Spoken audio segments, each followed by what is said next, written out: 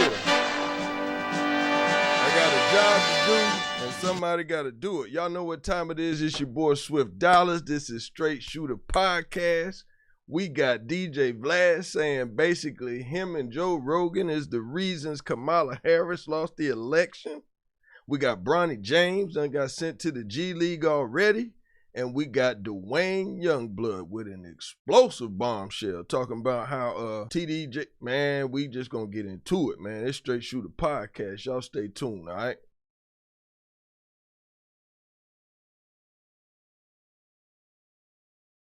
All right, big round of applause. Big round of applause. All right. Now, y'all calm down. All right, y'all know what time it is. It's your boy Swift Dollars. You tuned in to Strait Shoota Podcast. This is a safe place for unbiased opinions based off facts. Now, if you haven't done so, do your boy a favor. Hit that subscribe button, hit the like button, and make sure you click that notification button so that way you stay in the loop each and every time we drop these videos, all right? So, first thing we got up is DJ VLAD. He's going to get called to the front of the congregation first. Don't ask. I said don't ask. I said don't ask. No questions. Just come to the front. So, now that we got DJ VLAD front row center, we got some questions in reference to his comments that he recently made. So, it seems that DJ VLAD feels like he and Joe Rogan are the reasons that Kamala Harris lost the election, because turning down both of their platforms, his most included, would have been the biggest thing that could have happened for her campaign. And this is from his words himself. For the record, I was in contact with Kamala Harris's media team for months, trying to set up an interview with her or Walls, and they ultimately passed on both of them. I think my interview with her would have been her biggest interview if I had free reign to do the interview I wanted to do. Okay?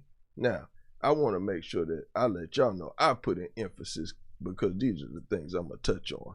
He said, I think my interview with her would have been her biggest interview if I had free reign to do the interview I wanted to do. Whole lot of eyes, right? All right, moving along. So Kamala's team really dropped the ball when it came to the interviews they scheduled for her during the campaign. Side shot at Club Shay Shay. Her biggest bad decision was turning down Joe Rogan, again, subbar, side shot at Club Shay Shay, who gave Trump one of the biggest interviews of all time on YouTube. If they had been as forward-thinking as Trump and made their rounds on all the important podcasts, I think she would have flipped some of the key states she barely lost in and possibly won the election. Again, those are the words from this guy right here, DJ VLAD. Now, before I go in on this, Get mad at me if you want to. oh yeah, I don't care what y'all say. That's Mark Robinson now. Get mad at me if you want to. Before I go in, Too bad. Get mad at me if you want to. you know what I'm saying? I just want y'all to know Man, look at me when I'm talking to you. it's about to get real. So, this is my problem with this guy. And this is my personal opinion. I hope he hears it, hopes he sees it.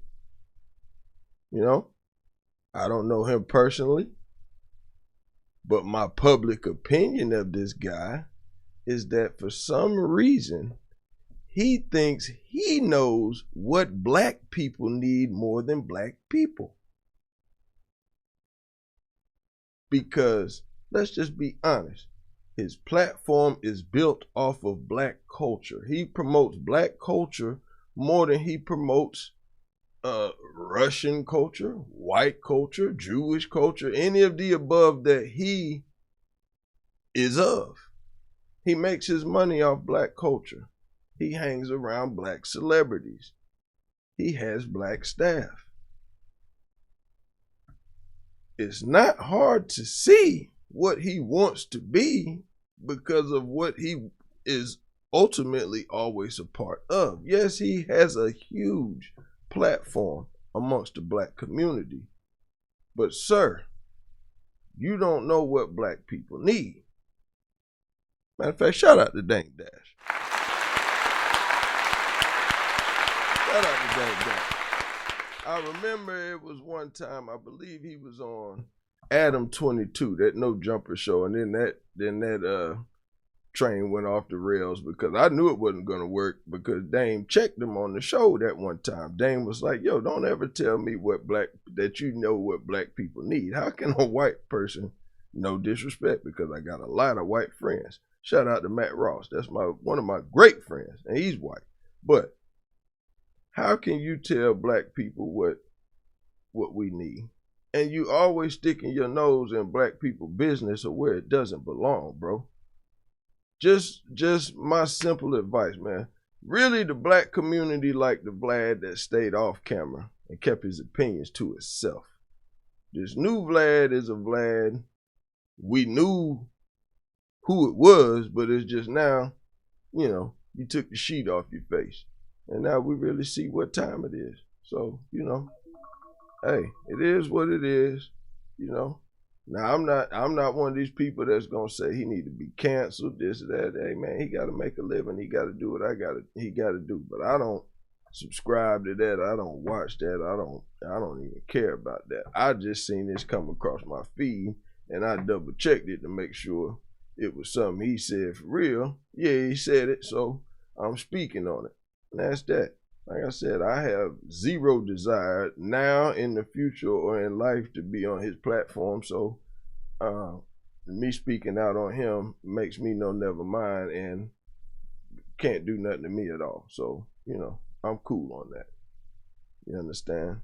But we're going to keep it moving on now that we done with him after these messages. Raleigh, Durham, Joco, and all surrounding areas. Quick Mix Studios is here to service all your audio needs. Studio time, podcasting, production, you name it. If it's anything audio, we got you covered. With over 20 years experience in audio engineering, Quick Mix Studios is more than capable to cover all of your audio needs. Contact us today to book your session. First hour deposit required to secure slot. 2-hour minimum. Time starts and ends with slot time book.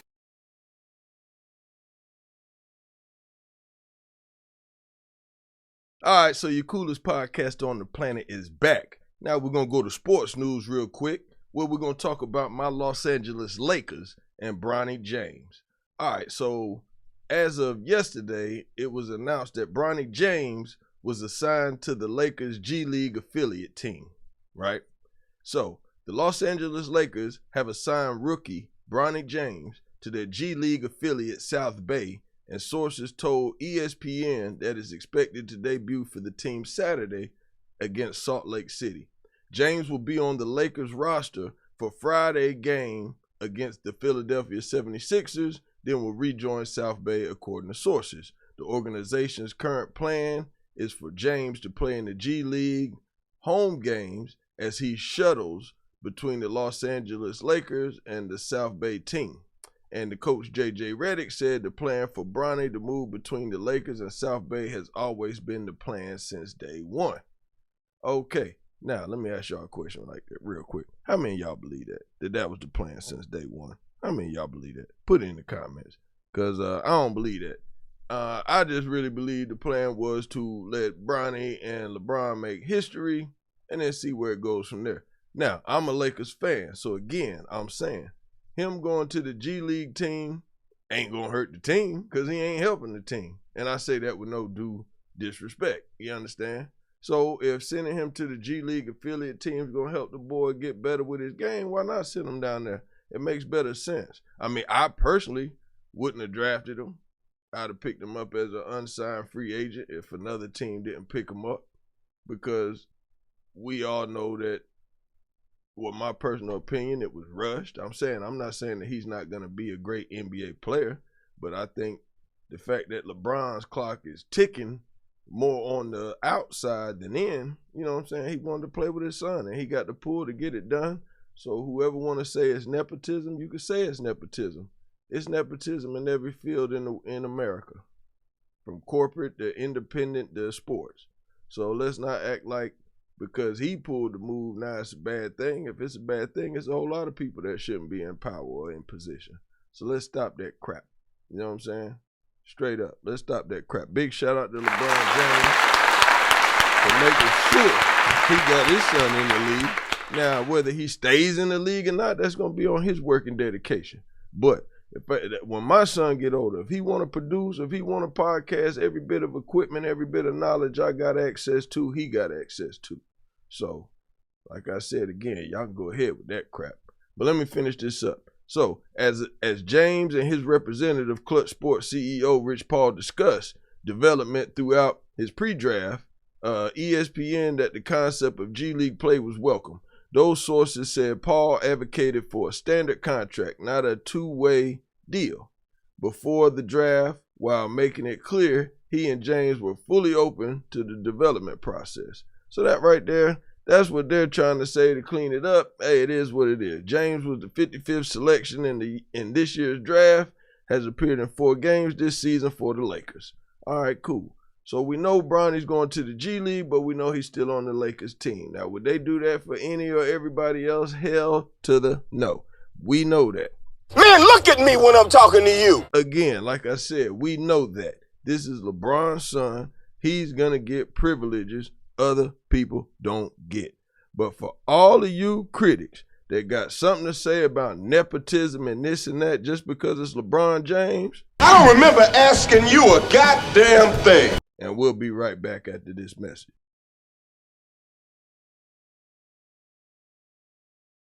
All right, y'all. So last but not least, this story right here is a little bit crazy. I'm surprised I'm kind of late on it, but I just caught up on it.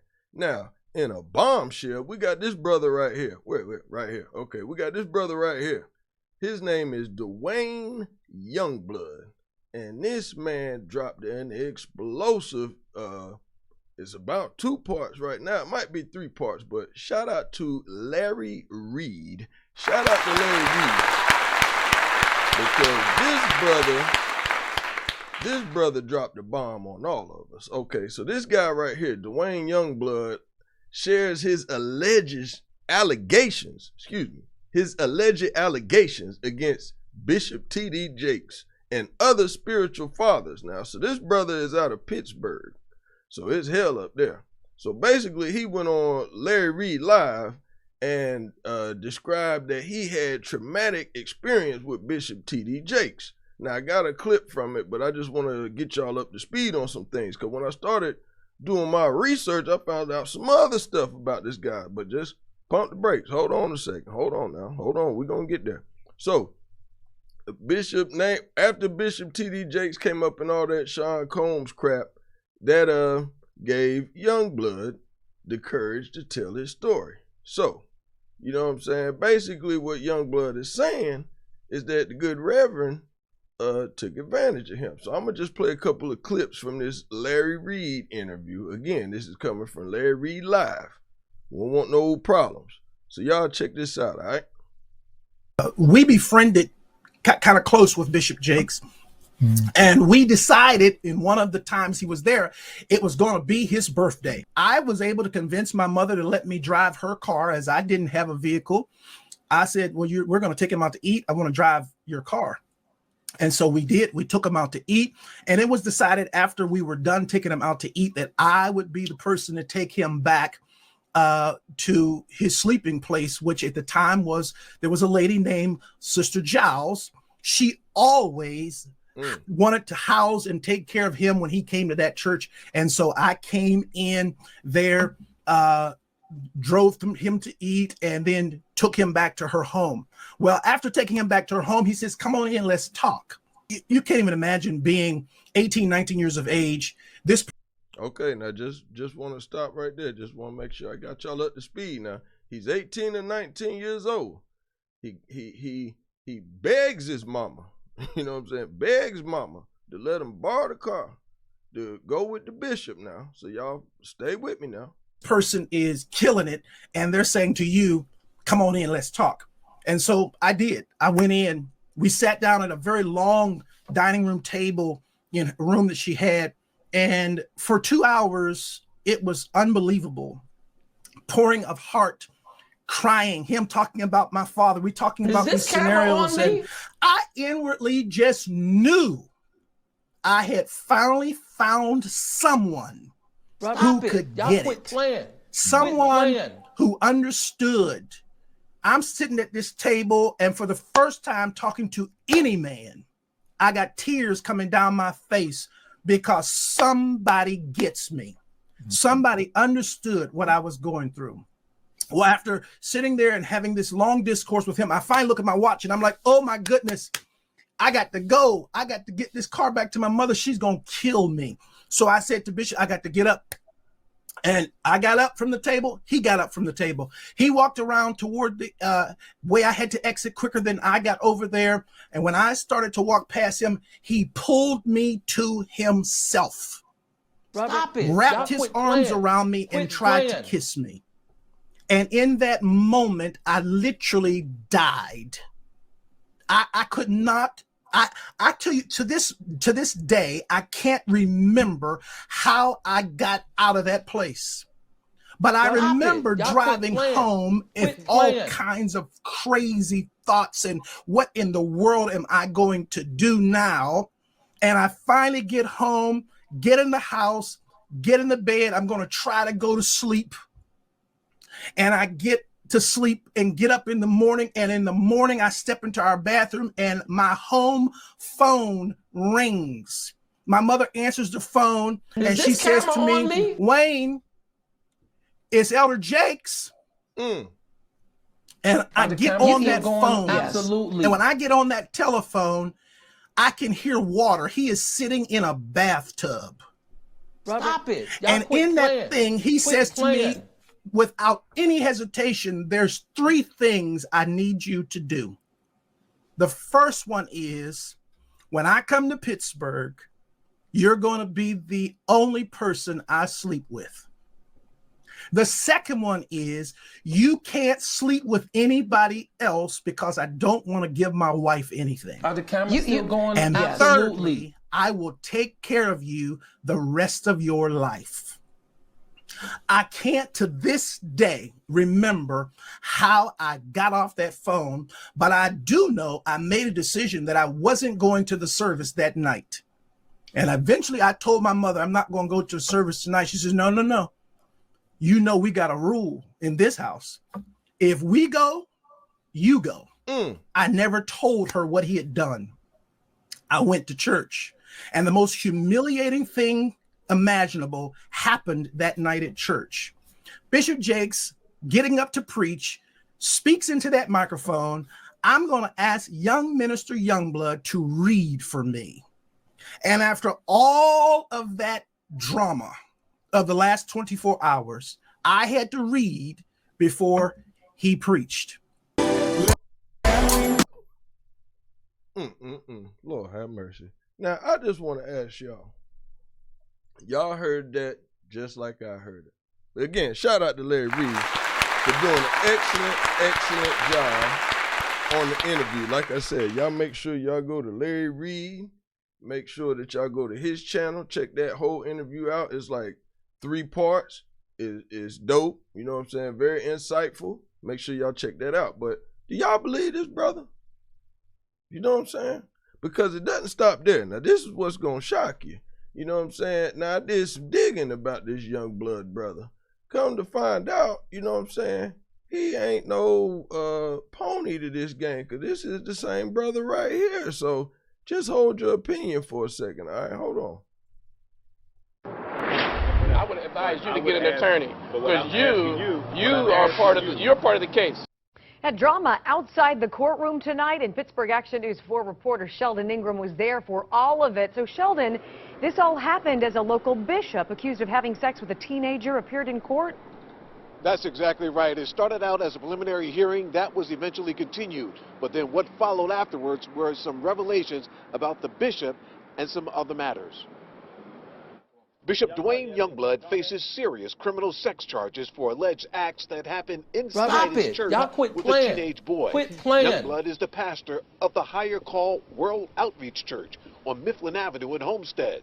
The criminal complaint says Youngblood conducted counseling sessions with a 16-year-old boy in his church. Now, this the same guy now, mind you now, stay with me now. This is the same guy I just showed y'all on Larry Reed. Now, hold on. For 2.5 years, police say Youngblood engaged in sexual acts with the boy for roughly 25 sessions up until the Christmas break during the victim's freshman year in college. Youngblood's attorney, Milton Rayford, delivered this stunning admission. Our defense is merely a matter of this action happened between two consenting adults. That's right. Youngblood's attorney admits his client engaged in sex with another man inside the church. The criminal complaint says the sex acts happened in a back room and in a restroom by Youngblood's office. A bishop who was having consenting sexual activity with someone in his church building? I tell you this, that doesn't mean that people that are pastors and teachers and preachers of the Word of God don't have issues that they have to work out. Rayford is also an ordained minister and says Youngblood has sexual demons he must confront. Will Bishop admit that he has some kind of sexual addiction or sexual problem he has to work out? I think he's got a revelation that he was abused himself as a child. And people that have been abused ultimately sometimes turn out to be abusers. Now, is that a fact or is that a myth? Drop that in the comments. I'm dead serious because I would like to know. And that's why I'm covering this, because the topic of the story that Larry Reed did on this story was abused and the abuser. But he was talking about how this guy's now coming to say everybody need to stick together and stop it all. And can y'all believe that? Can that really take place? Drop that in the comments. Let's finish this up. And then a confrontation broke out between Youngblood's attorney and a religious watchdog group. I would advise you to get an attorney because you're part of the case. What I'm asking you is this. Lovers quarrel, maybe. As a registered sex offender, do you think that he should have the right to actually Is he a member of the pastor church? a church? You, sir, should get a lawyer. We hold these men to a high standard. We hold these men to a standard of not to touch the children. And Youngblood's preliminary hearing has been rescheduled for August 6th. Reporting live from Munhall, Sheldon Ingram, Pittsburgh's Action News 4. All right, like I told y'all, he out of Pittsburgh. So basically that's from, like, you know, people hit me. I'm sorry, y'all. We do this off the rip. So he's from Pittsburgh. So this happened previously. I think this was like 2015 or something. So the brother he got probation, then he violated, went to prison, did about 5 years. Then he did another violation for talking to somebody when he got out. So he's only been out a couple months now. So I guess the question I'm asking is, I mean, I get it. They say hurt people, do abuse people. And does that take any credibility away from this case he's putting on TD Jakes? Now, me personally, I think he might, I think he might be telling the truth. I mean, I've seen so much crap take place in the church house, it'll make your head spin. But I've seen good stuff take place in the church house too. But, if he's a deviant, he's just a deviant. I mean, that's just what it is. So, but y'all make sure y'all put that in the comments, man. But, I mean, I've also doing this story to let people know and aware to where if it's any followers, subscribers in that area, be careful. You know what I'm saying? And that's a dangerous game, man. You in the church house, people, you supposed to be respected and trusted in the community, and you taking advantage of kids, and hey man, that's really cause for Game of Thrones type punishment out here, to be honest now, you know what I'm saying? But that's another topic for another day. We don't want to get the channel took down. I totally appreciate all my subscribers out there for rocking with me. Excuse me, I done hit the mic. I appreciate everybody for rocking with me. Just want to give y'all a little something to think with for the weekend. You know what I'm saying? I'm going to kick back, chill. We'll be back at y'all on Monday. Y'all know what time it is, man. Straight Shooter Podcast. We out.